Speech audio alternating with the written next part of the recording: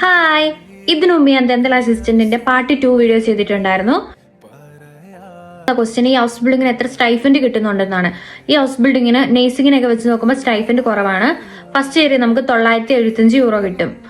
പിന്നെ നമുക്ക് second year കിട്ടുന്ന 1050 യൂറോയും തേർഡ് ഇയറിൽ നമുക്ക് 1150 യൂറോയും കിട്ടും.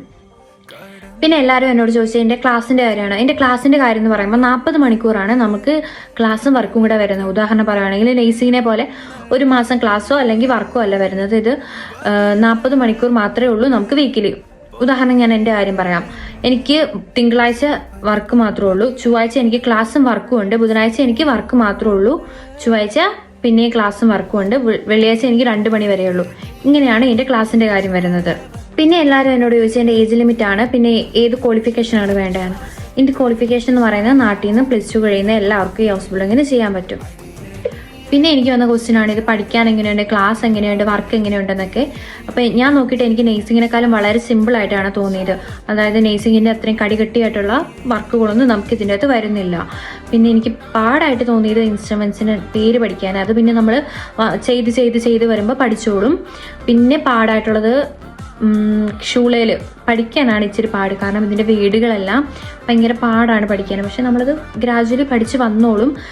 പക്ഷെ വർക്ക് നേഴ്സിങ്ങിനേക്കാളും വെച്ച് നോക്കുമ്പോൾ വളരെ എളുപ്പമാണ്. അതാണ് ഞാൻ പറഞ്ഞത്, നേഴ്സിംഗ് ചെയ്യാൻ താല്പര്യമില്ലാത്തവർ, നേഴ്സിംഗ് ഫീൽഡിന് ഇഷ്ടമല്ല പക്ഷെ എനിക്ക് മെഡിക്കൽ ഫീൽഡ് വേണം എന്ന് നോക്കുന്നവർക്ക് നല്ലൊരു ഓപ്ഷനാണ് ഈ ഹൗസ് ബിൽഡിംഗ്. പിന്നെ ഇതിൻ്റെ പ്രൊബേസൈറ്റ് വരുന്നത് 4 മാസം തൊട്ട് 6 മാസം വരെയാണ്. പിന്നെ സാനാസ് അസിസ്റ്റന്റ് അല്ലാതെ സാനാസ് ടെക്നിക്കർ, അങ്ങനെ കുറേ ഹൗസ് ബിൽഡിംഗ് ഈ ദന്തൽ ഫീൽഡിൽ വരുന്നുണ്ട്.